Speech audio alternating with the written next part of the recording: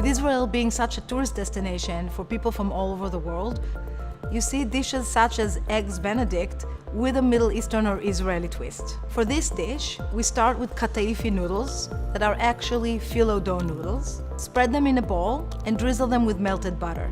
Season with a little salt and baharat spice mix. Put them in a muffin tin just to form little nests, gently pressing.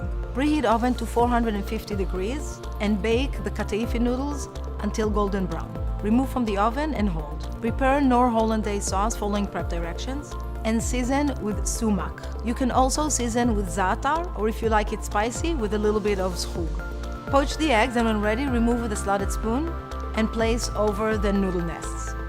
Drizzle with Hollandaise sauce and garnish with roughly chopped parsley and nigella seeds. Enjoy!